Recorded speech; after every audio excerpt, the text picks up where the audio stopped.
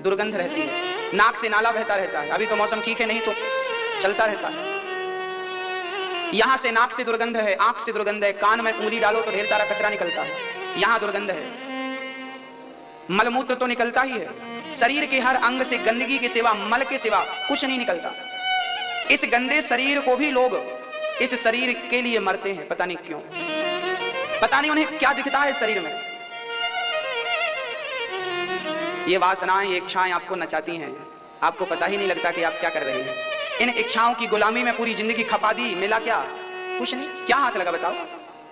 भोग भोगने का मन हुआ, भोग लिया, क्या मिल गया तुम्हें? क्या मिला? क्षण मात्र का सुख मिला, जो शक्ति भोगों में खर्च गई। हम ये नहीं कहते कि भोगों को गृहस्थ जीवन में सब जरूरी है, परंतु अति से ज्यादा नहीं, अति सर्वत्र वर्जयेत्। 25 से 50 साल तक गृहस्थ जीवन होना चाहिए, और वो भी संयमी जीवन होना चाहिए। भोग प्रधान जीवन ना हो, भक्ति प्रधान जीवन होना चाहिए। भक्ति प्रधान बनाओ अपने आप को। पहले के लोग भी भोग भोगते थे, परंतु वो केवल अच्छी संतान के लिए मिलन करते थे। कयाधु और हिरण्यकश्यपु का मिलन हुआ तो प्रहलाद प्रकट हुआ, सुनीति उत्तानपाद का मिलन हुआ तो ध्रुव प्रकट हुआ। पहले के मिलन से ध्रुव और प्रहलाद पैदा होते थे, विवेकानंद पैदा होते थे, रामकृष्ण परमहंस पैदा होते थे, तुलसीदास, कबीरदास, सूरदास पैदा होते थे, मुक्ताबाई, कर्माबाई, मीराबाई पैदा होती थी। आज के मिलन से, क्योंकि भोग की कामना लेकर के आप बच्चे उत्पन्न करते हैं इच्छाओं की पूर्ति के लिए, इसलिए बच्चे भी पैदा होने के बाद जब बड़े होते वो भी भोगी ही रहते हैं, उन्हें भी भोग ही चाहिए। और आज की स्थिति वर्तमान की तो बड़ी विकट है। यहां केवल व्यक्ति भोग भोगना चाहता है, जानवरों से भी बदतर होता जा रहा है इंसान। संतुष्टि ही नहीं होता, उसे संतोष ही नहीं लगता। इतना भोग भोगने के बाद भी उसकी इच्छाएं हैं कि तृप्त नहीं होती। मुझे पता है, आग में जितना घी डालोगे ना उतना धधकती है, भड़कती है। इसलिए आग में घी नहीं डालना। बुझाना हो तो पानी डालो, बढ़ाना है तो घी डालो। आपकी इच्छाएं बढ़ती हैं, बढ़ती हैं। किसी स्त्री को देखा, किसी पुरुष को देखा, इच्छाएं और भड़कने लगी। क्यों भड़कती हैं? इसके पीछे कारण है। क्योंकि जो सांड होता है ना, बैल, वो यदि खूंटे से ना बंधा हो तो उत्पात मचाता है, और खूंटे से बंधा हो तो उत्पात। हम भी आपसे यही कहना चाहते हैं कि ये जो तुम्हारा मन है ना, ये सांड है, इसे भक्ति और प्रेम के खूंटे से जल्दी से बांध दीजिए, नहीं तो बहुत बड़ी क्षति पहुंचाएगा ये मन आपको, बहुत बड़ी। इसमें नुकसान पड़ोसी का बिल्कुल नहीं है, नुकसान मेरा नहीं है, नुकसान केवल केवल आपका है। ये मन के सांड को प्रेम और भक्ति के खूंटे से बांध दीजिए, और जब बंध जाएगा तो ये कंट्रोल रहेगा। एक डॉक्टर के पास एक मरीज गया। मरीज ने कहा, गुरुजी, डॉक्टर साहब डायबिटीज है, शुगर की बीमारी है, शुगर बढ़ गई, 400-500 हो गई। डॉक्टर ने कहा, सुनो, ये लो तुम गोली, और गोली के साथ तुम्हें परहेज करना पड़ेगा। क्या करना पड़ेगा? परहेज। शक्कर नहीं खानी, चाय नहीं पीनी, खीर नहीं खानी, मीठा, क्योंकि शुगर है ना। तो गोली तो लेना है, साथ में क्या करना है? यदि हम गोली लेते रहे और शक्कर खाते, चाय पीते, मीठा खाते, तो क्या शुगर ठीक होगी? मेरी मां, आपसे पूछ रहा हूं। गोली के साथ आपको परहेज जरूरी है। हम लोग ना गोली तो खाते हैं बट परहेज नहीं करते, इसलिए भगवान मिलता नहीं है। आप लोग सत्संग कर रहे हो, सत्संग की गोली तो खा रहे हो, कीर्तन कर रहे हो पर कीर्तन की गोली तो खा रहे हो, पर आप ना असत्य से परहेज नहीं करते, कपट से परहेज नहीं करते, भोगों से परहेज नहीं करते, इसलिए भगवान प्राप्त नहीं होता, इसलिए बीमारी मिटती नहीं। याद रखना मेरी माँ, भगवान को पाना हो तो सत्संग की बूटी लेना जरूरी है, कीर्तन की गोली लेना जरूरी है, पर साथ में परहेज जरूरी है। परहेज क्या? नहीं, असत्य सम पातक पुंजा, कहते हैं कि झूठ से बड़ा कोई पाप नहीं होता, सत्य से बड़ा कोई तप नहीं होता। सत्य बराबर तप नहीं, झूठ बराबर पाप। मेरी माँ, आप भक्ति करती हो, भजन करती हो, दिल में हाथ रखकर बताओ, क्या तुम झूठ से परहेज करती हो? हाँ ना में जवाब दो, नहीं ना। तो परहेज नहीं करोगी तो बीमारी कैसे समाप्त होगी? प्रॉब्लम यहां है। क्या कपट से तुम परहेज करती हो? क्या भैया जी आप अहंकार से परहेज करते हैं? ना तो अहंकार से परहेज है, ना तो कपट से परहेज है, ना तो गुस्सा क्रोध से परहेज है, ना तो भोगों से परहेज है। कैसे मिलेंगे भगवान? संत कहते हैं, कीरत कंचन कामनी ये नंगी तलवार। जिसने अहंकार को नहीं छोड़ा, जिसने क्रोध को नहीं छोड़ा, जिसने भोगों को नहीं छोड़ा, कामी, सुन लीजिए, संतों की परिभाषा सुन लीजिए, कामी, कामी, क्रोधी, लालची, तीनों बोलो, कामी, क्रोधी, लालची। कामी, क्रोधी, लालची, इनसों भक्ति न होए। कामी से भक्ति क्रोधी से भक्ति, लालची से भक्ति, कामी क्रोधी लालची इनसों भक्ति ना होए, भक्ति करे कोई सूरमा, जाति वर्ण कुल खोए। जब तक आप अपने आप को मिटा नहीं देते तब तक उसकी हस्ती तुम्हें प्राप्त नहीं होगी, तब तक वो कन्हैया तुम्हें मिलेगा नहीं। परहेज 3 चीजों का है, काम, वासना, क्रोध और जरूरत से ज्यादा लोभ होना चाहिए। मैं पैसा कमाता हूं, सच्ची कहूं तो मैं भी लोभी हूं, पर मैं लोभ करता हूं इसलिए कि मुझे 2 पैसा मिलेगा तो मैं अपनी माँ को भरपेट भोजन दूंगा, रहने की व्यवस्था दूंगा।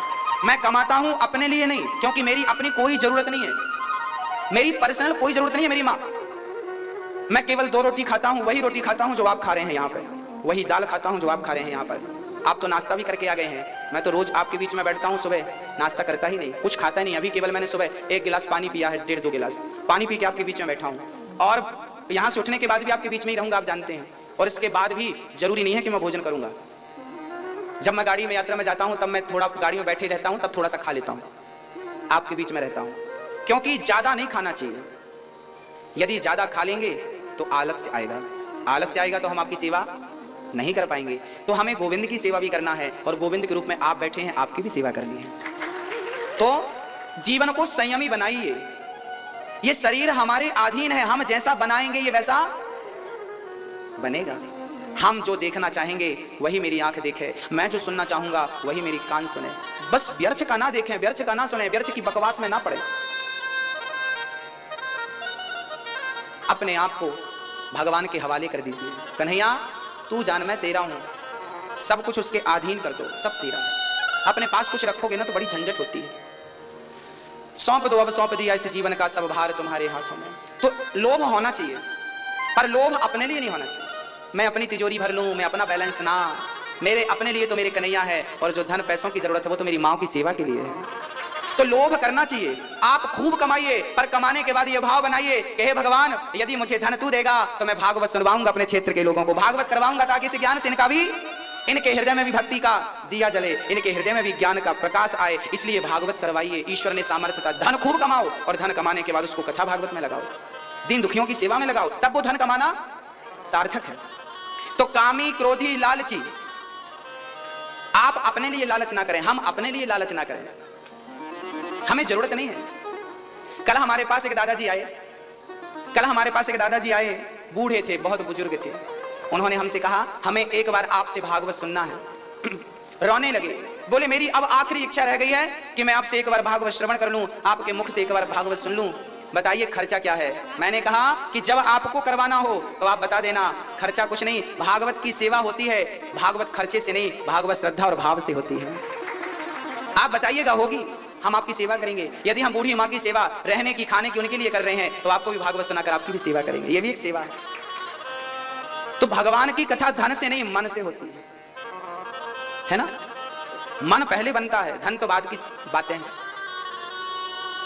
भक्तों, मैं तो ठाकुर जी से यही प्रार्थना करता हूं कि प्रभु, जब तक ये जिंदगी है, आखिरी सांस तक मैं आपकी सेवा करता रहूं, वृद्ध माताओं की सेवा करता रहूं, और गरीब परिवार की बेटियों का विवाह करता रहूं। मेरा 3 ही काम है। ये दास कम से कम 200 बेटियों का विवाह हो चुका है, गरीब परिवार की, जिनके माँ बाप असमर्थ होते हैं, मजदूरी करते हैं बेचारे, वो अपनी बेटियों का विवाह कैसे करेंगे। तब उनके लिए दास सारी व्यवस्थाएं, उनके लिए, बेटी के लिए थोड़े से बर्तन, थोड़े से ड्रेसिंग आदि, पलंग इत्यादि, सोना, थोड़ा चांदी, ये सब दे करके, और सारे बारातियों के भोजन प्रसाद की व्यवस्था के साथ एक बेटी को विवाह विदा करके उनके घर भेज देता है। ये सारा काम ईश्वर ने हमें निमित्त बनाया है, पर करता वही है, आपसे कराता है, आपको निमित्त बनाता है। आप इसमें कारण बन जाते हैं। किसी अच्छे काम के कारण आप बन जाएं, इसका सौभाग्य, इससे बड़ा सौभाग्य मुझे नहीं लगता कि कुछ होगा। भगवान ने तो भक्ति के लिए परहेज क्या होना मेरी माँ, सत्संग की बूटी खाना, पर क्या जरूरी है, परहेज। किस चीज का परहेज, काम, क्रोध और लोभ, अहंकार भी इसमें सम्मिलित है, अहंकार नहीं होना। एक बार क्या हुआ ना, एक सांप की, और सांप के साथ किसकी लड़ाई होती है, नेवला। एक बार सांप की सर्प की नेवले से लड़ाई हो रही थी, दोनों लड़ रहे थे। सर्प की नेवले की लड़ाई में जीत किसकी होती है, किसकी, नेवले की जीत होती है। अच्छा, नेवला क्यों जीतता है? इसके पीछे एक कारण है। कहते हैं जब नेवला लड़ता है ना सर्प से, तो सर्प से डंक मारता है, डसता है, तो नेवला घायल हो जाता है। नेवले पर भी सांप का जहर काम करने लगता, असर करता। फिर नेवला क्या होता है, लड़ाई छोड़ के जाता है और कुछ जड़ी बूटी खाता है। वो जड़ी बूटी खा के आता है, फिर स्ट्रांग हो जाता, फिर लड़ने लगता है। फिर वो घायल होता, फिर जाता कुछ खा के आता, पता नहीं क्या खाता है, उसको पता है। वो खाता है, फिर आता है, फिर लड़ता है, और ऐसा लड़ते लड़ते वो सर्प को पराजित कर देता है। हमारे गुरुजी ने कहा कि ऐसे आपको करना चाहिए। हमारी भी लड़ाई चल रही है काल से, सर्प है काल, हम भी काल से लड़ रहे हैं। काल हमें रोज मार रहा है। यदि काल पर विजय प्राप्त करना है, भोगों पर विजय प्राप्त करना है, अहंकार पर विजय प्राप्त करना है, क्रोध पर विजय प्राप्त करना है, तो क्या करना है? बोले जैसे नेवला जाकर कुछ जड़ी बूटी खा के आ जाता था, ऐसे ही आप लोग नियम से सत्संग की और कीर्तन की जड़ी बूटी रोज लेते रहना। यदि ये तुम रोज लेते रहोगे तो काल को भी पछाड़ दोगे, अहंकार को भी पछाड़ दोगे, और लोभ को भी पछाड़ दोगे, और काम वासना को भी पछाड़ दोगे। जीत आपकी हो जाए। और आपने कीर्तन छोड़ा, भजन छोड़ा, तो वो लोग आपको पछाड़ देंगे। इसलिए रोज क्या जरूरी है? कीर्तन। श्री कृष्ण गोविंद हरे मुरारी, हे नाथ हरे राम राम राम हरे हरे, हरे कृष्णा कृष्णा कृष्णा हरे हरे। पूतना मौसी आई, पूतना ने भगवान को स्तन पूतना ना जहर लेकर आई थी। पूतना का तन सुंदर था, मन सुंदर नहीं था। जो मन की मैल न धोई गंगा गया तो क्या हुआ, गंगा में जाकर बंदे तन की तू मैल धोता, गंगा में जाकर बंदे तन की तू मैल धोता। जो मन की मैल न धोई गंगा गया तो क्या हुआ। आप लोग गंगा जी जाते हो ना, शरीर को घिस घिस के धुलते हो। शरीर कितना भी धुल लो, बदबू ही आनी है। इसलिए शरीर में समय मत गवाओ, शरीर को मत साफ करो। शरीर नहीं, मन को शुद्ध कर लो, मन को साफ कर लो। शरीर भी शुद्ध होना चाहिए, ऐसा नहीं कि शरीर गंदा है। हाँ, यहाँ पे एक बात मैं कहने वाला था कि आप लोग भगवान की पूजा करना, पर शुद्धि का बड़ा ख्याल रखना। आप लोग जब बाथरूम जाएं तो आप जब तक 3 कुल्ला ना करें और पांव और हाथ ना धोएं, तब तक आप शुद्ध नहीं होते, याद रखिएगा। बाथरूम जाने के बाद आपको क्या करना चाहिए? 3 बार कुल्ला अपने पांव और अपने। रोज बच्चों को भी यही संस्कार दीजिए। बाथरूम जाते हैं और बिना हाथ कुल्ला किए बाहर आ जाते हैं, भगवान आप अशुद्ध हो गए। अब आप जब तक कुल्ला नहीं करेंगे, शुद्ध नहीं होंगे, तब तक आप कुछ अच्छा काम करने के अधिकारी नहीं है। आप पवित्र पवित्रो वा सर्वावस्थांगतोपि वा। पहले आपका बाह्य अभ्यंतर तरह शुचि, बाह्य भाग बाहरी भाग शुद्ध होना चाहिए। जब बाहरी शुद्ध होगा तब तो अंदर शुद्ध होगा। बाहर शुद्ध नहीं होगा तो अंदर क्या? यदि आपके आंगन में गंदगी हो और आपके कमरा बड़ा स्वच्छ हो, तो आंगन की दुर्गंध अंदर भी तो जारी है। तो आंगन भी शुद्ध होना चाहिए और कमरा भी। तो आपको बच्चों को नियम से रोज बाथरूम जाओ तो क्या करना? 3 कुल्ले और पांव और हाथ नित्य, और दीर्घ संख्या जाना। टॉयलेट जाना तो जितनी बार जाओ उतनी बार स्नान करके ही आना चाहिए। बिना स्नान के यदि आप घर में प्रवेश करते हैं तो वो घर नरक है। उस घर में कभी संत पानी नहीं पीता, उस घर का, जिस घर में ये सी गंदगी होती है। जितनी बार जाओ स्नान करो, ये शुद्धि है। अब सोचिए कि आप टॉयलेट गए हैं और उसके बाद आप किचन में जा रहे हैं, रसोई में जा रहे हैं, कितना गलत है। जैसा खाओ अन्न वैसा रहे, जैसी राखो शुद्धि वैसी बने।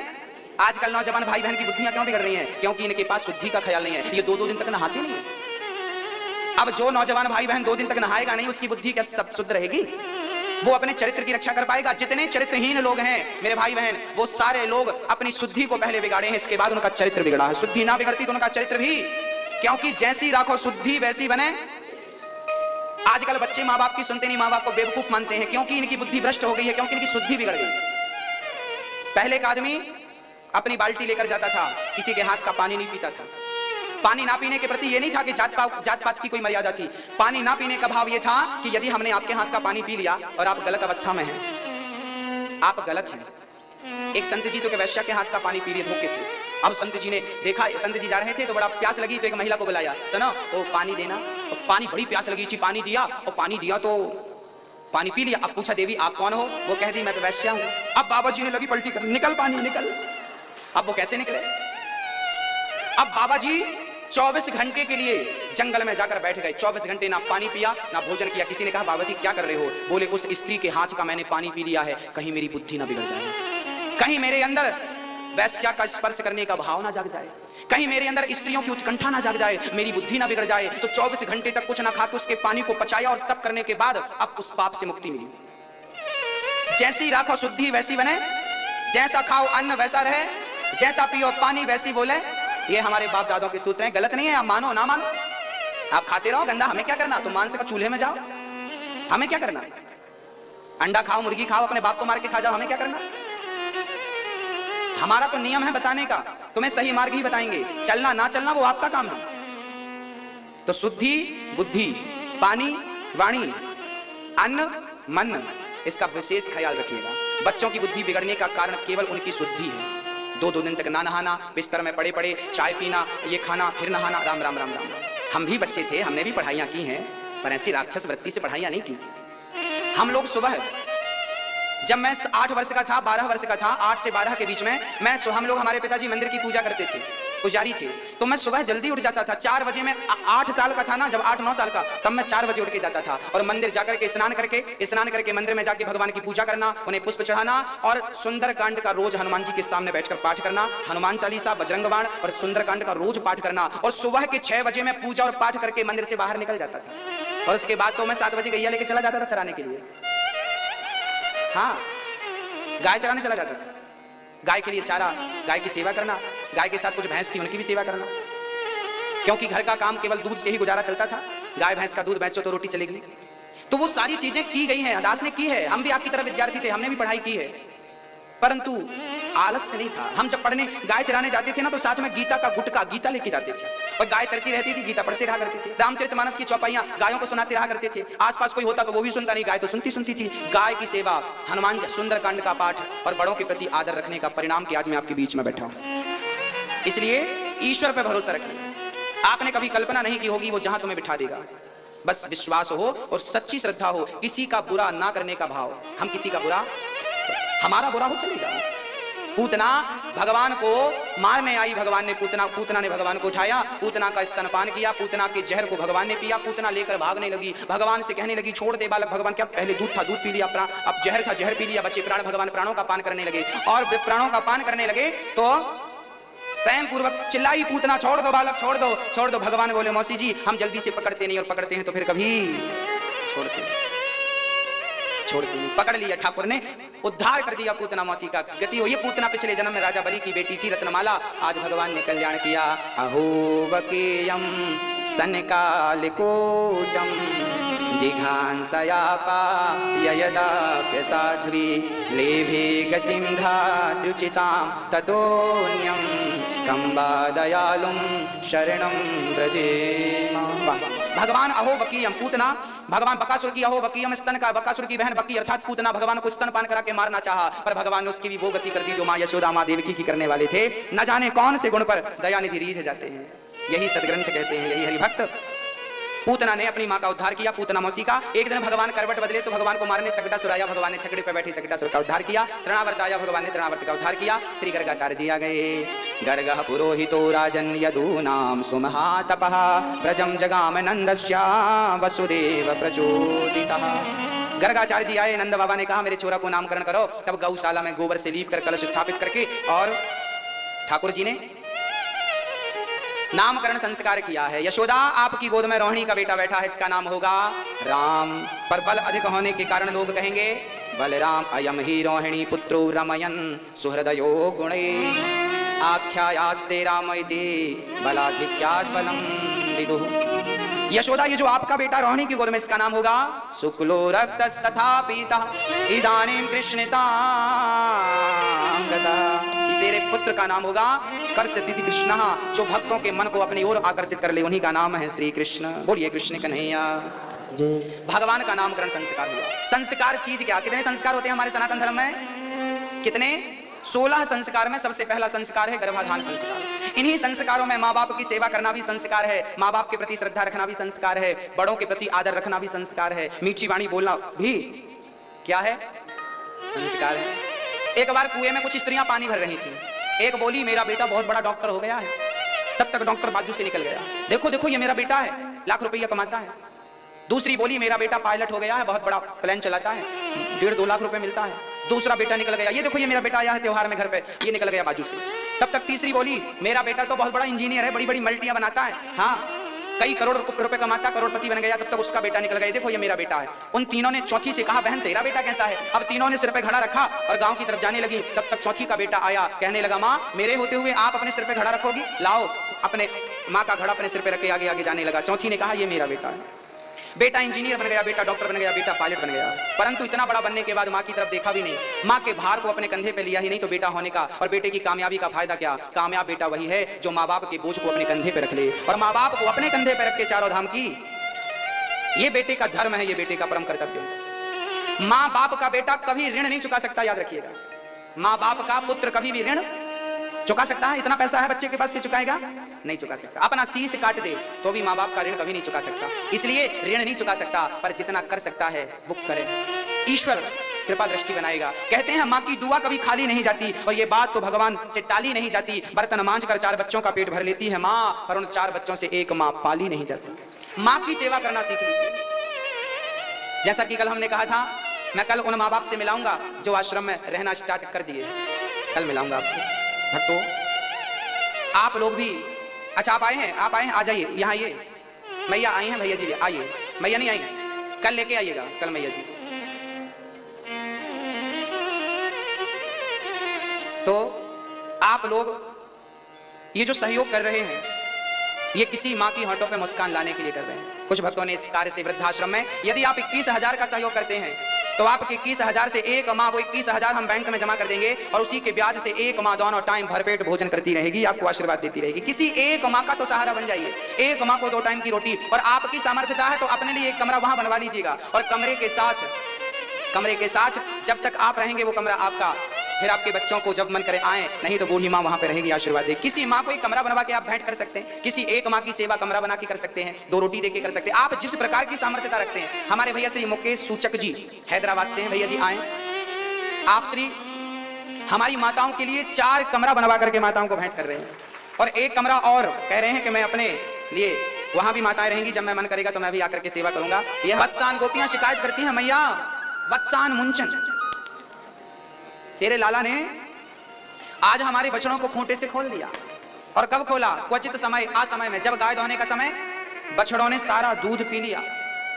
गोपियां शिकायत कर रही हैं। अच्छा, गोपियां जिस दिन भगवान को नहीं देखती थी ना, उस दिन शिकायत के बहाने चली जाती थी देखने के लिए, क्योंकि गोपियां बहुत प्रेम करती थी, और जिससे हम प्रेम करते हैं ना उसको देखे बिना जी नहीं लगता, दिल नहीं लगता। सारी गोपियां शिकायत कर रही हैं। मैया बोलाई, च्योरे लाला तैने हमारी बीच में बदायूं से भैया श्री मुमुक्षु जी आए हैं। आपसे जोरदार तालियां आपसे के लिए।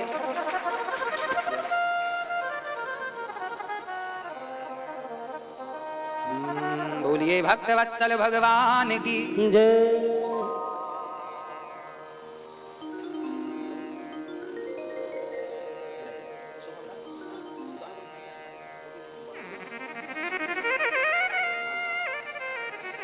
भगवान श्री कृष्ण की शिकायत चल रही है। मैया बोली, चौरे लाला तैने चोरी करी है? मैया मैंने चोरी ना करी, मैंने चोरी ना करी। अच्छा, ये शिकायत कर रही हैं। अच्छा, भगवान बछड़ों को खोल देते थे खूंटे से, वो बछड़ा अबोध थे, वो कभी खूंटे से आजाद नहीं हो सकते थे। आज समय में भगवान ने उन्हें मुक्त कर दिया, अर्थात ईश्वर ही मुक्त करने की सामर्थ्यता रखते हैं। गोपियों के घर जाना, एक सखी, अच्छा गोपियां ना भगवान से प्रार्थना करती थी कि प्रभु हमारे घर आओ मटकी चुराने, हमारे घर आओ मक्खन खाने। जब भगवान नहीं जाते थे ना तो गोपियां रोया करती थी। एक बार माँ यशोदा दही मंथन कर रही थी और मक्खन निकाल कर गोविंद को गोद में बिठा करके मक्खन खिला रही थी। एक सखी पीछे से देख रही थी। वो सखी मन में भाव बनाई, क्या कन्हैया कभी मेरे मक्खन दोहने के समय आएंगे, क्या मैं उन्हें कभी अपनी गोद में बिठाकर इस प्रकार मक्खन खिलाऊंगी। वो गोपी जब इस प्रकार भाव बनाई तो क्या हुआ, स्वयं भगवान श्री कृष्ण आज उस गोपी के मनोभाव को पूर्ण करने के लिए उसके घर पर पहुंच गए और वो दही मंथन कर रही थी। भगवान पीछे खड़े होकर के कहने लगे, सखी ओ सखी देख, तूने मुझे बुलाया, मैं चला आया। अब सखी की आंखों में आंसू, जो भाव बनाया था, जो कल्पना करी थी, वो सिद्ध हो गई। ठाकुर ने उसे पूरा कर दिया। केवल भाव बनाने की देर है। गोपी ने अपनी गोद पर बिठाकर भगवान को मक्खन खिलाया। और कभी कभी तो गोपियां रोया करती थी। एक सखी रो रही थी, दूसरी सखी ने कहा क्यों रो रही हो? बोले 15 दिन हो गए कन्हैया का दर्शन नहीं हुआ। दर्शन नहीं हुआ इसलिए आंखों में आंसू है। सारी सखियां कृष्ण कृष्ण कहकर रोती। ये जो शिकायत थी, ये शिकायत तो मिलने का मात्र एक बहाना था, शिकायत नहीं थी, मात्र बहाना था। भगवान ने ये लीला पूरी करी। गोपियां माखन लेके मथुरा जाती तो भगवान मटकी तोड़ देते थे।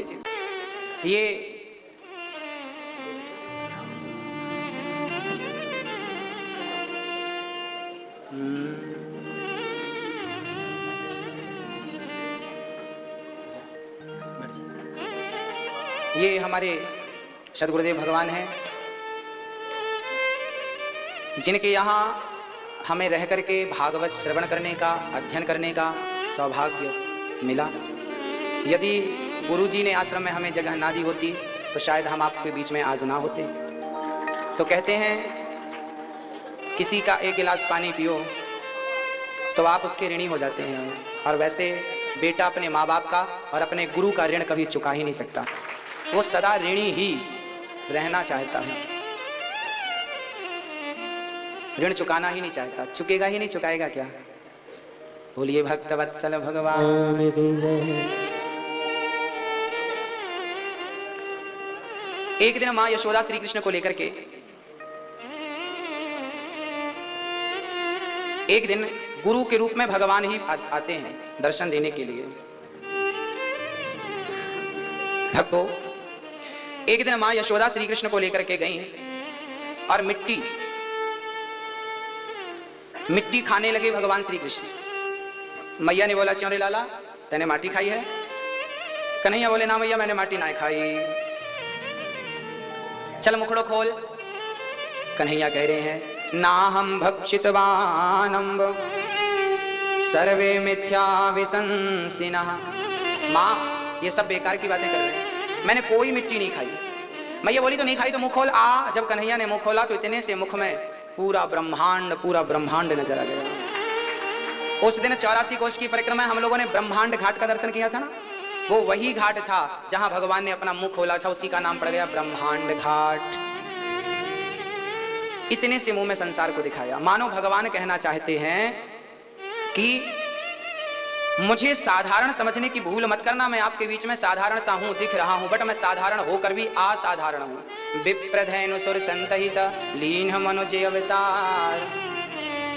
मैं सेवा के लिए अवतार लिया हूं। एक व्यक्ति कुएं में गिर गया, दूसरा व्यक्ति कुएं में उतर गया, तो गिरने वाले को बचाने के लिए उतरा। तो गिरना अलग था, उतरना अलग था। हम लोग गिरे हुए प्राणी हैं, और हम गिरे हुए प्राणियों को बचाने के लिए भगवान उतरते हैं, अवतरित होते हैं, अवतार लेते हैं। विप्रधेनु सुर संतहित लीन मनुजे अवतार निजेक्षा निर्मित तन श्री माया गुण गोपाल। बोलिए भक्तवत्सल भगवान। भक्तों, भगवान श्री कृष्ण को ये लीला इसलिए करनी पड़ी ताकि आप उन्हें, वो आपके बीच में रहते हैं, आप उन्हें साधारण ना समझ लें। यशोदा माँ एक दिन कन्हैया को अपनी गोद पर बिठाती हैं, कहती हैं, लाला तू मेरो बेटा है, मुझको बड़ी प्रसन्नता है। ये एक दिन राजा परीक्षित ने प्रश्न किया कि प्रभु, आखिर राजा परीक्षित ने ऐसा कौन सा पुण्य किया है जिस पुण्य के फल स्वरूप, जिस पुण्य के कारण भगवान ने उन्हें अपनी गोद में धारण कर लिया? ऐसा कौन सा पुण्य किया? ऐसा कौन सा पुण्य यशोदा ने किया है जिसके कारण वो अपना दूध पिलाती है, गोद में लेती है और वो पुचकारती, प्यार करती है, जगत के पालनहार के कान पकड़ के भी घुमाती रहती है? ऐसा कौन सा पुण्य? तब कहा कि यशोदा पिछले जन्म में धरा थी, नंद बाबा वसु थे। यशोदा ने बड़ा पुण्य किया था, दान किया था। दान करने से ही गति होती है। और जो वृद्धाश्रम में मंदिर बन रहा है, उस मंदिर के निर्माण में भी आप लोग अपना सहयोग कर सकते हैं। मंदिर तो मंदिर है, माँ ही मंदिर है। भक्तों, द्रोणो वशूनां प्रवरो धरया सहभार्यया। वसुदेव जी, नंद बाबा और यशोदा, ये धरा और वसु थे, दोनों बड़े प्रेम से भगवान की भक्ति करते थे। एक दिन धरा जंगल में अकेली थी, पतिदेव स्नान कर रहे थे, तभी संत आ गए। संतों ने कहा, माँ भूख लगी है, कुछ भोजन कराओ। तब धरा गांव में एक सेठ के घर चली गई। सेठ से कहा कि हमें 2 रुपए दे दो, हम संत सेवा करना चाहते हैं, साधु सेवा करना चाहते हैं। भक्तों, धरा गांव में गई, पर वहां का जो मुनीम था, जो सेठ था, वो बड़ा नियत का बुरा था। वो धरा से कहने लगा, पहले तुम्हें कुछ चुकाना पड़ेगा, बाद में हम आपको दे सकेंगे। क्या दे दें? तब धरा की नियत, धरा पर नियत बिगड़ गई सेठ की। कहा, धरा तुम अपने स्तन हमें दे दो, तुम बड़ी सुंदर हो। तब धरा ने अपने दोनों स्तनों को काट करके और सेठ के हाथ में दे दिया। 2 रुपए लेकर के बाजार गई, सामग्री खरीदी और 2 रुपए के सामग्री से संतों को बड़ी खीर पूड़ी हलवा खिलाया। संतों ने देखा, देवी आपके शरीर से रक्त बह रहा है, क्यों? तब संतों ने कहा, देवी कारण बताओ। तब धरा ने कहा कि रक्त बहने का कारण यही है कि आपकी सेवा के लिए मुझे संतों के लिए अपने स्तनों का दान करना पड़ा। वो संत के रूप में भगवंत थे, प्रकट हो गई भगवान। बोलिए भक्तवत्सल भगवान। भगवान प्रकट होते हैं और भगवान बड़े भाव से प्रकट होकर के कहते हैं कि आपने मेरे लिए अपने स्तनों का दान किया, अगले जन्म में मैं आपका पुत्र बनकर आपके स्तनों का पान करूंगा। आज संतों को स्तनों का दान कर दिया, काट कर 2 रुपए के लिए। आज भगवान ने उस पुण्य के कारण यशोदा को आज माँ का दर्जा दिया है। गोद में बैठ करके भगवान पान कर रहे हैं दूध का। एक दिन भगवान श्री कृष्ण को माँ यशोदा ने दही मंथन कर रही थी। एकदा गृहदासीसु यशोदानंद गेहिनी कर्मांतर नियुक्तासु निर्ममंथ स्वयं दधे। आज यशोदा ने दही मंथन किया, तब भगवान श्री कृष्ण ने कहा मां मुझे भूख लगी है, भोजन कराओ, भोजन कराओ। तब यशोदा ने दूध पिलाया, तभी चूल्हे का जो दूध चढ़ा था वो उखड़ने लगा। भगवान श्री कृष्ण को छोड़कर मां दूध उतारने गई तो भगवान ने सारी मटकियों को तोड़ दी। मैया छड़ी लेकर दौड़ी, लाला तेने मटकी तोड़ी, आज तेरी खबर लूंगी। और भगवान आगे आगे भाग रहे हैं, पीछे से मैया दौड़ रही है। जो भगवान 3 पग भूमि में दुनिया को नाप सकता है वो भागेगा तो क्या कोई पकड़ सकता है? कभी नहीं पकड़ सकता।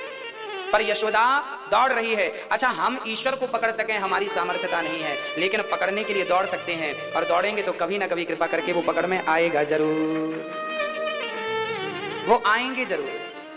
हाँ, भगवान पर मां यशोदा पर कृपा करी। भगवान को मां ने पकड़ लिया, उखल से बांधा। और जब बांधने लगी तो 2 अंगुल रस्सी क्या हो गया? 2 अंगुल रस्सी कम पड़ गई। भगवान आपसे कितने दूर हैं आपको पता है? भगवान हमसे इतने ही दूर हैं जितनी दूर हमारी आंखों का काजल है। आपकी आंखों का काजल क्या आप बिना दर्पण के सहारे देख सकते हैं? मैया जी, ओ मैया, क्या बिना दर्पण के आप अपनी आंखों का काजल देख सकते हो? हाँ या ना? ना, आंखों का काजल भी तो आप देख नहीं सकते, तो ईश्वर को क्या देखोगे? आंखों का काजल देखने के लिए दर्पण का सहारा चाहिए। ऐसे ईश्वर को देखने के लिए भक्ति का आश्रय चाहिए।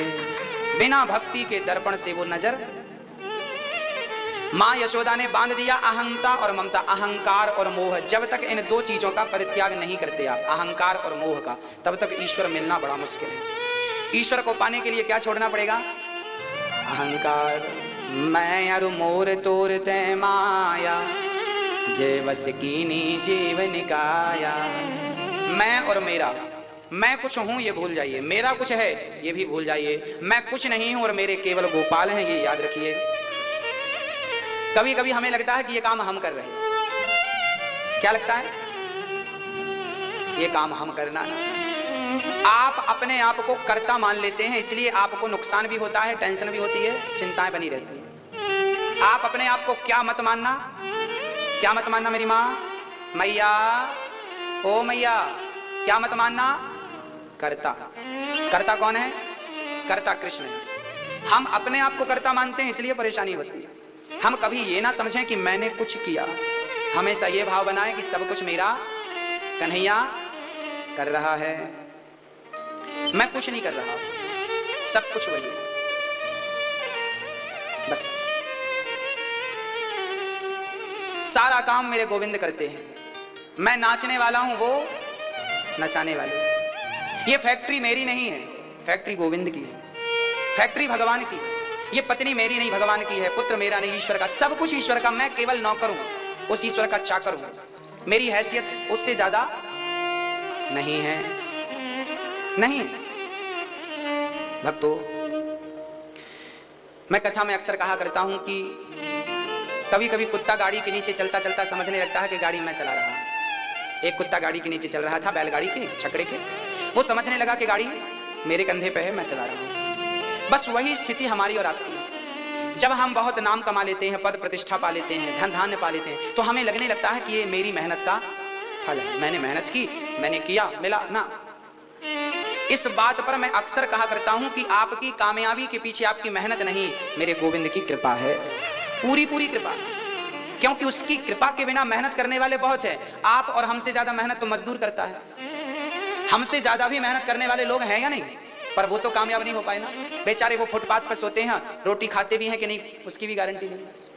तो ईश्वर ने हमें जो दिया है वो हमारी मेहनत का नतीजा नहीं है, वो कृष्ण की प्रत्यक्ष कृपा। आप महसूस करें ना करें वो आपकी मर्जी है, पर कृपा की ना होती जो आदत तुम्हारी तो सुनी ही रहती अदालत तुम्हारी। गरीबों के दिल में जगह तुम ना पाते तो किस दिल में होती हिफाजत तुम्हारी। ना हम होते मुजलिम ना तुम होते हाकिम तो किस दिल में होती इबादत तुम्हारी। कृपा की ना होती जो आदत। बड़े दयालु हैं कन्हैया। हम लोगों की गलती कहाँ है? हम मान बैठे हैं कि हम करते हैं, हम करते हैं। एक दिन भगवान, दो वृक्ष लगे थे, जब भगवान को उखल से बांधा, मैया पर कृपा करी, बंध गए भगवान।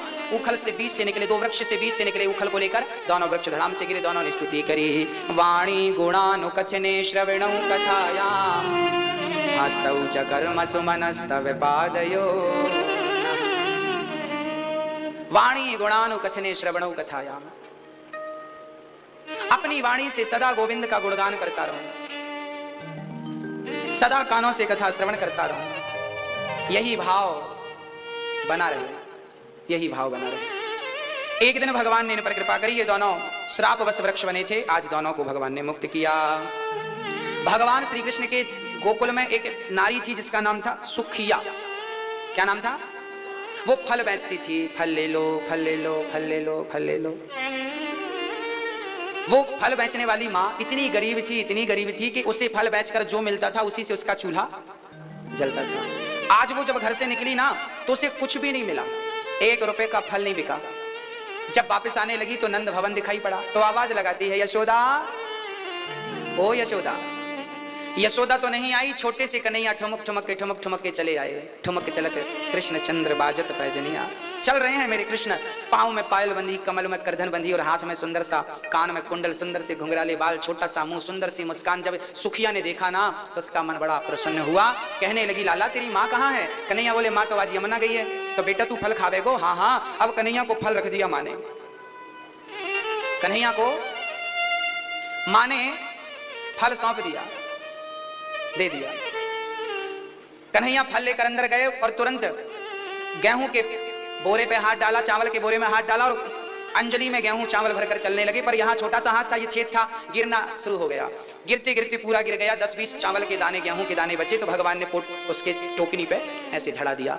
सुखिया बोली, लाला तेरे घर पे इतना ही है, तुम को फल के बदले इतना ही देवेगो? कन्हैया बोले, मैया मेरे हाथ में जितना आयो मैंने तो क्यों दे दियो? मैया बोली, कोई बात नहीं लाला, तेरे दर्शन करके मुझको बड़ो सुख मिलो। कपड़ा ढक करके मैया चली गई। बच्चे छोटे छोटे पीछे पड़ गए, माँ मेरे लिए क्या लाई हो, बताओ मेरे लिए क्या है? माँ बोली, बेटा आज तो कुछ नहीं है, आज तो फल भी बिक गए और कुछ मिला भी नहीं, सब कन्हैया को दे दिया। और कन्हैया को सब दिया था तो ऐसा तो था नहीं कि कन्हैया को से देना। मैया बोली, लाला चूल्हा नहीं जलेगा, पानी पी के सो जाओ। जब टोकनी रखी और बच्चों ने कपड़ा हटाया तो जितने दाने गिरे थे चावल के, एक एक दाना हीरा मोती बनकर कई गुना हीरा मोती, टोकनी भर गई और गिरने लगा। पूरा घर सोना चांदी धन धान्य से भर गया। तुझे देते नहीं देखा पर झोलियां भरी देखी, इसी का नाम ये बात है कि भगवान ऐसे देता है, ऐसे देता है कि दुनिया में कोई इस प्रकार दे ही नहीं सकता। किसी में सामर्थ्यता ही नहीं है देने की। बस क्या कहें भक्तों हम आपसे, वो इतना सा लेता है, इतना कुछ करके देता है। बोलिए भक्त वत्सल भगवान की। एक अच्छी सूचना दे दूं आपको, आज यहां पर वृंदावन की पवित्र धरती पर हम लोग कथा श्रवण कर रहे हैं। 13 अप्रैल 2020, बताओ कहां चलेंगे आप? 13 अप्रैल 2020 से 19 अप्रैल 2020 तक नेपाल काठमांडू में कथा है। नेपाल की पवित्र धरा पर कथा है, भगवान शिव की पवित्र धरती पर कथा है। आप में से जिनको चलना हो चल सकते हैं। और आगामी कथाएं, उसके बाद रामेश्वरम में कथा है, फिर रामेश्वरम के बाद सुकताल में कथा है, उसके बाद नैमिषारण्य में कथा है, फिर उसके बाद गया जी में कथा है, फिर उसके बाद चित्रकूट में कथा है, फिर उसके बाद ऋषिकेश में कथा है। जिसको जो धाम प्रिय लगे आप वहां का रजिस्ट्रेशन करा सकते हैं। आगामी चित्रकूट के घाट घाट में सबरी देखे बाट, राम मेरे यार, राम मेरे यार। ये वही चित्रकूट है जहां पर सबरी इंतजार। चित्रकूट में राम जी ने बहुत समय व्यतीत किया। चित्रकूट में कामदगिरी की परिक्रमा है, बड़ा अद्भुत धाम है। तो इन अभी 13 अप्रैल को सबसे पहले नेपाल में कथा है। पहले नेपाल की होगी, उसके बाद आगामी कथाएं आपको बताई जाएंगी। ये जो कथाएं बताई गई ये 5 साल के भीतर होंगी। सबसे पहले 13 अप्रैल को कहां कथा होगी? नेपाल।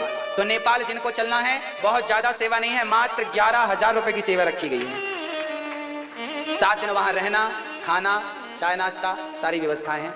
अब आप लोग दिल्ली से फ्लाइट भी है डायरेक्ट, दिल्ली से फ्लाइट है, आप फ्लाइट से भी जा सकते हैं और ट्रेनों की सुविधा भी है। ट्रेन जाती है गोरखपुर तक, गोरखपुर से फिर आपको बस पकड़ के 12 घंटे का रास्ता है। मैं पूरा समझाऊंगा, आप संपर्क में रहिएगा। जिनको नेपाल की यात्रा में, काठमांडू की यात्रा में सम्मिलित होना है, आप कितने लोग जाएंगे उनके नाम लिखा दें, रजिस्ट्रेशन अब शुरू होगा और महीने 2 महीने में ही रजिस्ट्रेशन पूरा भी हो जाएगा, क्योंकि वहाँ जितने नाम पहले आ जाएंगे वही लोग जा पाएंगे, क्योंकि वो भारत के बाहर है, विदेश कह सकते हैं। तो वहाँ आप जल्दी बताना रहेगा आपको कितने लोग हैं आप लोग। बोलिए भक्त वत्सल भगवान। जिनको गुरु मंत्र लेना है तो गुरु मंत्र कल और आज, अभी मैं कक्षा से उठूंगा, जिनको गुरु मंत्र लेना है ले सकते हैं, कल भी कक्षा से उठने के बाद गुरु मंत्र ले सकते हैं आप। भगवान ने सुखिया पर कृपा करी। एक बार भगवान ब्रजवासियों के साथ गए हैं गाय चराने। अब भगवान गोकुल से वृंदावन, अब भगवान वृंदावन आए हैं। वृंदावन में जब भगवान आए तो गोपाष्टमी से भगवान ने बछड़े चराने शुरू कर दिए, गाय चराने, बछड़े चराने शुरू कर रहे हैं भगवान। एक दिन बछड़े चराने गए थे भगवान, तो बकासुर आ गया, भगवान ने बगलासुर को, बकासुर का उद्धार किया। अघासुर आया, भगवान ने अघासुर को सर्प बनकर आया, भगवान ने उसका भी उद्धार किया।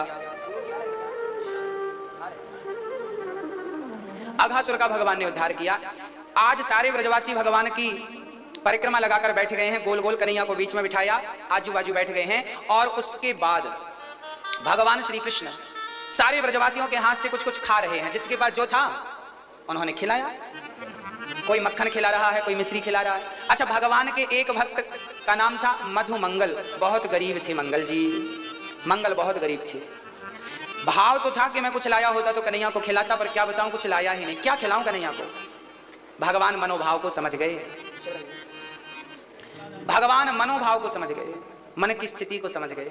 मंगल के पास दौड़े दौड़े भगवान गए, मंगल ये बताओ मेरे लिए क्या लेकर आए हो। मंगल बोला कुछ नहीं लाए।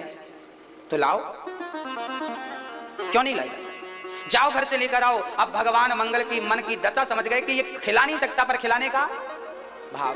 मंगल दौड़ा दौड़ा, माँ माँ, घर गया, माँ क्या बनाया है आपने। माँ ने कहा बेटा कुछ नहीं बनाया, 2 दिन पहले कढ़ी बनी थी रखी है। कढ़ी भर करके मंगल चल पड़े पात्र में। वो कढ़ी लेकर जब मंगल चले, परिणाम हुआ कि रास्ते भर सोचते रहे कि ये खट्टी कढ़ी कन्हैया को खिलाऊंगा, बीमार ना पड़ जाए। तो यमुना के तट पर खड़े होकर मंगल वो कढ़ी गट गट गट गट गट गट गट पीने लगे। सारी कढ़ी मंगल ने जो बची उसे यमुना में फेंक दिया। कन्हैया दौड़े दौड़े आए, पूरी तूने पी ली, बचाना। जो बची वो फेंक दिया। बचे क्या, भगवान के मुंह पे कढ़ी भरी थी। भगवान ने कहा पूरी तूने गट कर ली, पर ये मत पीना। मंगल के मुख में भगवान ने अपना मुख लगाया और मंगल के गाल में एक ठोकर लगाई। मंगल के अंदर की कढ़ी भगवान के अंदर समा गई। बोलिए भक्त वत्सल भगवान की। भगवान ने उगलन खाया, चूठन खाया। इस कथा से क्या सिद्ध हुआ, इस कथा से यह सिद्ध हुआ कि भगवान अपने भक्तों के लिए उनका उगलन भी खाने को तैयार है। कोई प्रेमी भक्त मिले तो उसके लिए उगलन भी खा सकते हैं, बस प्रेम में बिक जाते हैं। प्रेम ही भगवान को प्राप्त करा सकता है, इसलिए उनके चरणों में प्रीति दिनों दिन बढ़ाइए, श्रद्धा दिनों दिन बढ़ाइए। जो कल थी उससे आज ज्यादा हो, जो आज है उससे ज्यादा कल, ऐसी बढ़ाते जाइए, बढ़ाते जाइए। एक दिन वो स्थिति हो जाए कि इतनी चरम सीमा हो, उत्कंठा हो मिलन की कि बस प्राण निकल जाए। गोपियों को छोड़कर जब भगवान श्री कृष्ण गए तो गोपियां रोने लगी, कन्हैया हम मर जाएंगे, अब रह नहीं सकती आपके बिना। भगवान से मिलने की ऐसी उत्कंठा हुई कि नाम पाहेरु दिवस निसी, ध्यान तुम्हारे कपाट, लोचन निज पद जंद्रिता, जाय प्राण के बाट। बस प्राण निकल जाएंगे। मछली पानी में रहती है, सर्प भी पानी में, कछुआ मेंढक भी पानी में, पर कछुए को पानी से निकाल दो तो क्या मरता है, सर्प को पानी से निकाल दो तो क्या मरता है, मछली को पानी से निकाल दो तो क्या जिंदा रहती है। सर्प के पास और मेंढक कछुए के पास तो ऑप्शन है, पर विडंबना तो मछली की है जिसके पास ऑप्शन नहीं है। वो पानी के सिवा रह ही नहीं सकती, पानी के बिना। जैसे मछली के पास ऑप्शन ही नहीं है थल का, ऐसे ही जब आपके पास केवल कृष्ण के सिवा कोई ऑप्शन ही ना बचे तभी वो प्राप्त होगा। जब तक ऑप्शन रहेगा तब तक उसका मिलना मुश्किल है, क्योंकि भगवान ने कहा, सुनेरी कबीरदास सूरदास जी पद गाते हैं, सुनेरी मैंने निर्बल के बल, सुनेरी मैंने निर्बल के बल राम, सुनेरी मैंने निर्बल के। जो निर्बल होता है, निर्बल को न सताइए जाकी मोटी हाय। निर्बल को मत सताइए, दुर्बल को मत सताइए। जब तक आपके सारे सहारे नहीं छूट जाते, रिश्तेदारों से, पत्नी, पति, पुत्र, पैसा, पद से जब तक मन नहीं हट जाता, तब तक परिपूर्ण परमात्मा आपसे मिल नहीं सकता। और मुझे यकीन है कि जिस दिन ये दुनिया वालों से बंधन खोल लोगे ना, उस दिन कन्हैया तुम्हें प्रत्यक्ष खड़ा नजर आ जाएगा, प्रत्यक्ष नजर आएगा। भगवान भक्त के लिए ये सब करते हैं। ब्रह्मा जी मोहित हो गए, ये कैसा भगवान है। तब ब्रह्मा जी भगवान के वचनों को छिपाए और ग्वाल वालों को छिपाए। ब्रह्मा जी ने भगवान की परीक्षा ली। अब भगवान ने ब्रह्मा जी को कहा, अच्छा हमसे आपने पंगा लिया है। तब भगवान खुद भगवान ब्रह्मा बन के बैठ गए और कह दिया द्वारपालों से, नकली ब्रह्मा बहुत घूम रहे हैं, आने मत देना। जब ब्रह्मा जी अपने घर गए तो द्वारपालों ने फटकार लगाई, चलो बैठे बाहर, तुम्हारे जैसे बहुत घूम रहे हैं। ब्रह्मा जी को समझते देर नहीं लगी कि भगवान से पंगा लिया, परिणाम ये। उस टाइम 1 साल के लिए भगवान ही ब्रजवासी बने थे, भगवान ही ग्वाल वाल बने और बनकर भगवान ने लीला को आगे बढ़ाया। हाँ मैया जी, नींद आ रही है? हाँ? क्या नींद आ रही है? ब्रह्मा जी भगवान के ब्रजवासियों को छिपा दिए, भगवान खुद ब्रजवासी बन गए, ग्वाल वाल बन गए, लीला को चालू रखा। बाद में ब्रह्मा जी आए और भगवान की स्तुति करने लगे। नौमीट्यते प्रवपुसे तडिदंबराय, हे ईड्य, हे परमात्मा, आप ही स्तुति के योग्य हैं, मैं आपको प्रणाम करता हूं। भगवान की 40 श्लोकों में स्तुति की भगवान ने क्षमा किया। जब राधा जी से ब्रह्मा जी ने कृष्ण का विवाह कराया, भांडी वन में जो आपने देखा था वहां पर कराया, तब भगवान ने माफ किया। ताड़वन भी आपने देखा था, क्या देखा था? ताड़वन देखा था ना आपने, जहां पर भगवान बलराम जी थे, बलराम जी के बाजू में रेवती बैठी थी और बाजू में श्री कृष्ण बैठे थे, भैया भाभी सब थे वहां। पूरी दुनिया में एक वही ऐसा मंदिर है जहां बलराम जी और बलराम जी की पत्नी साथ में, ताड़वन आपने देखा था। वहां पर भगवान ने धैनुकासुर नाम के दैत्य का उद्धार किया था। तब भगवान ने काली अनांग का उद्धार किया। काली अनांग सारी पृथ्वी को गड़बड़ कर रहा था, यमुना जी का तो जल गंदा कर दिया, पूरा जहर से भर दिया। तब भगवान ने काली अनांग पर कृपा करी, काली दह पर कूद गए। गेंद का खेल खेलते खेलते काली दह पर कूद कर काली अनांग के ऊपर नृत्य किया। काली अनांग के अहंकार को चकनाचूर करके रणद्वीप में भेजा। प्रलंबासुर का भगवान ने उद्धार किया। प्रलंबासुर को मारकर भगवान ने राधा कृष्ण कुंड में स्नान किया था, जहां पर उनको गाय हत्या लगी थी, उससे मुक्ति मिली। वैणु गीत बड़ा अद्भुत है। गोपियों ने भगवान की सुंदरता का निरूपण किया है। वरहा पीडम नटवर बपु। एक दिन गोपियां निर्वस्त्र होकर स्नान कर रही थी, तब भगवान ने गोपियों के वस्त्र चुरा लिए। क्यों चुराया? क्योंकि ये गलत था ना, निर्वस्त्र होकर स्नान करना गलत होता है, इसलिए कभी भी निर्वस्त्र होकर स्नान नहीं करना चाहिए, वरुण देवता का पाप लगता है। किया, परिणाम क्या हुआ? भगवान ने वस्त्र चुरा लिए। कई लोग कहा करते हैं भगवान ने वस्त्र, अच्छा लोगों को ना बड़ी टेंशन रहती है, भगवान ने वस्त्र क्यों चुराए? अरे भाई जिनके चुराए उनको टेंशन नहीं थी, तुम काहे परेशान हो रहे हो भाई? उनको प्रॉब्लम नहीं थी, तुम क्यों मरे जा रहे हो? चुराया, ठीक चुराया भगवान ने। और उनके सामने वस्त्र की जरूरत क्या है? आप वस्त्र भले पहने हो पर उनसे कुछ छिपा थोड़ी है। हम वस्त्र पहन लें, आपसे हम छिपा सकते हैं क्या? भगवान से छिपाए? वो तो अंदर बैठा है। गोपियों ने यही तो कहा कि सखियों, अब भगवान बोले वस्त्र के ले जाओ अपने, गोपियां बोली निर्वस्त्र कैसे आ जाएं? तब एक सखी बोली भगवान है, इनसे कुछ छिपा नहीं, अंदर बाहर की सब जानता है। तब गोपियां आई, सूर्य भगवान को प्रणाम किया, वस्त्र लौटा दिए। भगवान अब मत गलती करना। अच्छा भगवान ने मना ना किया होता ना तो फिर निर्वस्त्र होकर स्नान करने की परंपरा बन जाती, इसलिए भगवान ने मना किया। विदेशों में तो आज भी यही परंपरा है, वहां ऐसे ही स्नान करते निर्वस्त्र होकर, क्योंकि वहां भागवत नहीं है, क्योंकि वहां कृष्ण का उपदेश नहीं है, क्योंकि वहां संस्कार नहीं है, क्योंकि वहां भक्ति नहीं है, क्योंकि वहां मर्यादा नहीं है। हम मर्यादित लोग हैं, हम रहना खाना सब मर्यादित करते हैं। हमारे हर काम में मर्यादा होती है, बोलने में मर्यादा, सुनने में मर्यादा, बैठने में मर्यादा, उठने में मर्यादा, स्नान में मर्यादा। हाँ, गोपियों पर कृपा करी, यज्ञ पत्नियों पर आपने जो दर्शन किया था यहां पर, वो भगवान ने यज्ञ पत्नियों पर कृपा करी। मैया 56 भोग बना रही थी। 56 भोग मैया किस लिए बना रही हो? बोले इंद्र की पूजा करेंगे। बोले इंद्र की पूजा मत करो, आप गोवर्धन की पूजा करो। और गोवर्धन की पूजा के लिए जब मैया ने कृपा करी तो मैया से कहा 56 भोग इंद्र को नहीं, भगवान गिरिराज को भोग लगाइए। बोलिए गिरिराज धरण भगवान के। भगवान ने गिरिराज जी का पूजन किया। आइए हमारे यजमान जी ने आज भगवान को 56 भोग लगाया है, आप लोग भी पूजन करें। और अभी हमारे गुरुजी आ रहे हैं, फिर से आप गुरुजी का दर्शन करें। भक्तों, जिन गुरुजी से आपने अभी मिले वो गुरुजी हैं जिनकी सेवा में, जिनके आश्रम में रह के हमने पढ़ाई की। और जिन गुरुजी ने हमें पढ़ाया और जिनने हमें मंत्र दिया, वो गुरुजी का अब आप दर्शन करने वाले हैं, शिक्षा और दीक्षा दोनों को। बोलिए बाके बिहारी लाल की। गिरिराज धरण मैं हूँ तेरी शरण, गिरिराज धरण मैं हूँ तेरी शरण, गिरिराज धरण मैं हूँ तेरी शरण। सारे ब्रजवासियों ने पूजा करी। मानसी गंगा में आप लोगों ने स्नान किया था, दर्शन किया था। मानसी गंगा को प्रकट करके भगवान के ब्रजवासियों ने गोवर्धन को स्नान कराया, पूजा करी, 56 भोग लगाया और अपने अपने घर आए। इंद्र ने मूसलाधार पानी बरसाया। भगवान ने खेल खेल में गिरिराज को धरण कर लिया। गिरिराज धरण मैं हूँ तेरी शरण, गिरिराज धरण मैं हूँ तेरी शरण, गिरिराज धरण तेरी शरण, गिरिराज धरण। ऐसे नहीं करता ना हाथ। सारे ब्रजवासियों ने कहा कन्हैया, इंद्र ने पानी बरसाया, बचाओ बचाओ बचाओ। भगवान ने खेल खेल में गिरिराज को धारण कर लिया। बोलिए गिरिराज धारण भगवान की। आज आपको हम सुनाएंगे भगवान श्री कृष्ण की संपूर्ण जीवन कथा। भाग 1, श्री कृष्ण अवतार की भूमिका और जन्म। नमो भागवते वासुदेवाय नमः। जब पृथ्वी पे अधर्म बढ़ गया, अत्याचारी राजा प्रजा को सताने लगे और राक्षसों का आतंक फैल गया,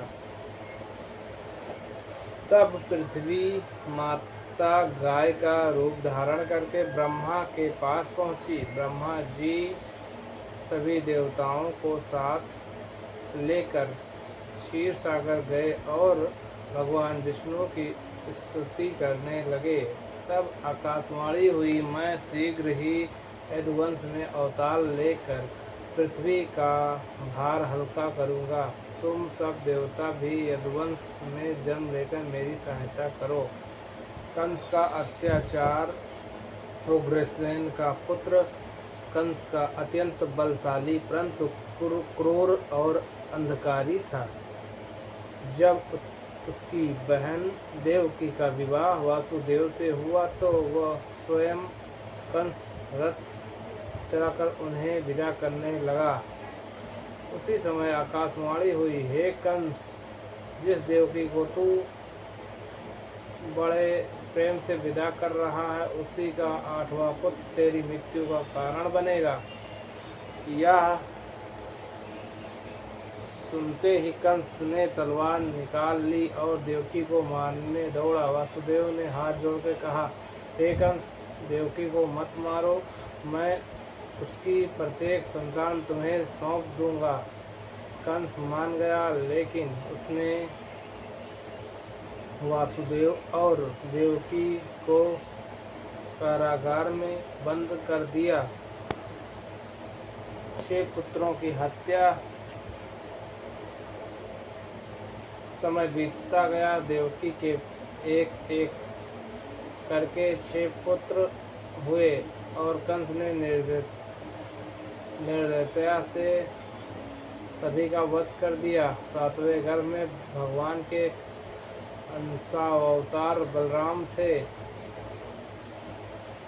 भगवान की योग माया ने उस गर्भ की रोहिणी के गर्भ में स्थानांतरित कर दिया। अब देवकी के गर्भ में स्वयं भगवान श्री कृष्ण ने अवतार लिया। श्री कृष्ण का जन्म, दिव्य जन्म, भाद्रपद मास की कृष्ण पक्ष की अष्टमी तिथि थी। आधी रात का समय था, चारों ओर घनघोर वर्षा हो रही थी।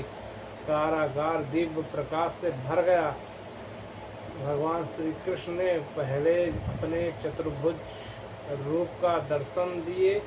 उनके हाथों में शंख, चक्र, गदा और पद्मा शोभित थे। वासुदेव और देवकी ने हाथ जोड़कर भगवान की स्तुति की। भगवान बोले, जब मैं साधारण बालक का रूप धारण करता हूँ, मुझे तुरंत गोकुल ले जाओ। वहाँ नंद बाबा और यशोदा के यहाँ एक कन्या जन्मी हुई है, मुझे वहाँ छोड़कर उस कन्या को यहाँ से ले आना। इतना कहकर भगवान एक सुंदर नवजात शिशु बन गए। उसी क्षण चमत्कार हुआ, कारागार के सभी ताले अपने आप खुल गए। पहरेदार गहरी नींद में सो गए। बेड़ियां टूट गईं। वासुदेव जी ने बालक श्री कृष्ण को टोकरी में रख के कारागार से बाहर निकले।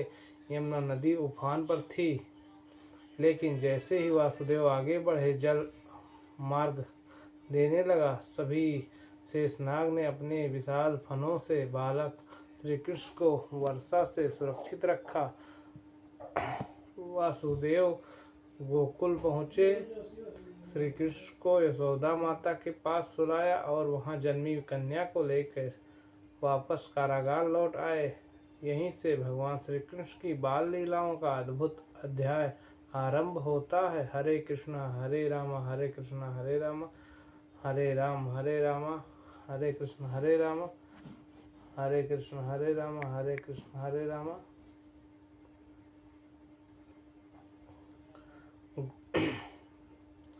गोकुल में नंद बाबा और माता यशोदा के घर बालक श्री कृष्ण के आने से आनंद छा गया। पूरे गांव में उत्सव मनाया गया। गायों को सजाया गया, ब्राह्मणों को दान दिया गया और सभी ने नन्हे कान्हा का दर्शन किया। लेकिन मथुरा में कंस को जब यह समाचार मिला कि देवकी की 8वीं संतान बच गई है, तो वह भयभीत हो गया। उसने अनेक राक्षसों को गोकुल भेजा। पूतना वध। सबसे पहले पूतना सुंदर स्त्री का रूप धारण करके गोकुल पहुंची। उसने विष लगे स्तनों से बालक कृष्ण को दूध पिलाकर मारने का प्रयास किया। माता यशोदा कुछ समझ पाती उससे पहले ही पूतना ने कृष्ण को गोद में उठा लिया। लेकिन बालक कृष्ण ने केवल दूध ही नहीं, उसकी प्राण से शक्ति भी खींच ली। पूतना अपने विशाल राक्षसी का रूप में लौट आई और भूमि पर गिरकर मर गई। गोकुलवासी भयभीत हो गए, पर श्री कृष्ण मुस्कुराते रहे। शास्त्र कहते हैं कि क्योंकि पूतना ने भगवान को माँ की तरह गोद में लिया था, इसलिए भगवान ने उसे भी मोक्ष प्रदान किया। संकटासुर का वध। एक दिन श्री कृष्ण पालने में लेटे थे। पास ही एक भारी बैलगाड़ी संकट खड़ी थी, जिसमें एक राक्षस छिपा था। बालक श्री कृष्ण ने खेलते हुए अपने छोटे से पैर से गाड़ी को हल्का सा स्पर्श किया। उसी क्षण पूरी गाड़ी उलट गई और राक्षस का अंत हो गया। गोकुल के लोग आश्चर्यचकित रह गए कि इतना छोटा बालक यह कैसे कर सकता है। त्रिनायक का अंत। त्रिरावत का अंत। कुछ समय बाद कंस ने त्रिरावत को भेजा। वह भयंकर आंधी रूप लेकर आया और श्री कृष्ण को आकाश में उठा ले गया। लेकिन अचानक श्री कृष्ण का शरीर इतना भारी हो गया कि त्रिरावत उसे संभाल ना सका। वह नीचे गिर पड़ा और उसके प्राण निकल गए। गोकुलवासियों ने देखा कि बालक कृष्ण उसके ऊपर सुरक्षित बैठे मुस्कुरा रहे थे। माखन चोर कान्हा। जैसे जैसे कृष्ण बड़े होने लगे, उनकी बाल लीलाएं भी बढ़ने लगी। वह अपने शाखाओं के साथ घर घर जाकर माखन चुराते, बंदरों को खिलाते और गोपियों को हंसाते। गोपियाँ रोज माता यशोदा से शिकायत करती, यशोदा तुम्हारा कान्हा हमारे घर का माखन खा गया है। मेरा कान्हा तो बहुत छोटा है, वह ऐसा कैसे कर सकता है। यशोदा तुम्हारा कान्हा हमारे घर का माखन खा जाता है और मटकी भी फोड़ देता है। मिट्टी की लीला। एक दिन शाखाओं ने शिकायत की कि कृष्ण ने मिट्टी खा ली। यशोदा ने कहा, कान्हा अपना मुंह खोलो। जैसे ही श्री कृष्ण ने मुंह खोला, माता यशोदा ने उन्हें पूरा ब्रह्मांड देखा। सूर्य, चंद्रमा, तारे, पर्वत, नदियाँ और स्वयं गोकुल भी। क्षण भर के लिए अनुभव हुआ कि उनका पुत्र कोई साधारण बालक नहीं, वह स्वयं परमात्मा है। लेकिन अगले ही पल भगवान श्री योग माया से वह फिर अपने लाल को ही देखने लगी और उन्हें प्रेम से गले लगा लिया। इस प्रकार गोकुल में हर दिन श्री कृष्ण की नई नई लीलाएं होती रहीं। उनका प्रत्येक कार्य भक्तों को आनंद और भगवान के प्रेम का संदेश देता था। हरे कृष्ण हरे राम, हरे कृष्ण हरे राम, हरे राम हरे राम, हरे कृष्ण हरे राम, हरे कृष्ण हरे राम। गोकुल में श्री कृष्ण की शरारतें दिन प्रतिदिन बढ़ती जा रही थी। वह गोपियों के घर जाकर माखन चुराते, मटकी फोड़ते और फिर मासूम बन जाते। गोपियाँ शिकायत लेकर माता यशोदा के पास आती, लेकिन कान्हा की मुस्कान देखकर उनका सारा क्रोध दूर हो जाता। दामोदर लीला। एक दिन माता यशोदा स्वयं माखन मथ रही थी। श्री कृष्ण दूध पीना चाहते थे, इसलिए उनकी गोद में आ गए। उसी समय चूल्हे पर रखा दूध उबलने लगा। यशोदा ने बचाने के लिए उठी। कान्हा नाराज हो गए। उन्होंने माखन की मटकी फोड़ दी और मक्खन बंदरों में बांटने लगे। जब यशोदा लौटी तो उन्होंने कान्हा को पकड़ लिया और श्री कृष्ण भागते, माता उनके पीछे दौड़ती। अतः उन्होंने उन्हें एक ओखली से बांधने का प्रयास किया, लेकिन आश्चर्य, हर रस्सी तो 2 अंगुल छोटी पड़ जाती। अंत में जब माता का प्रेम और परिश्रम चरम पर पहुंचा, तब भगवान ने स्वयं बांधना स्वीकार किया। इसी कारण उनका एक नाम दामोदर पड़ा, अर्थात जिसके उदर कमर में रस्सी बांधी गई हो। यमल अर्जुन उद्धार भी आपको हम दूसरे कथा में सुनाएंगे। यमल अर्जुन उद्धार। ठीक है भक्तों, जय श्री राम।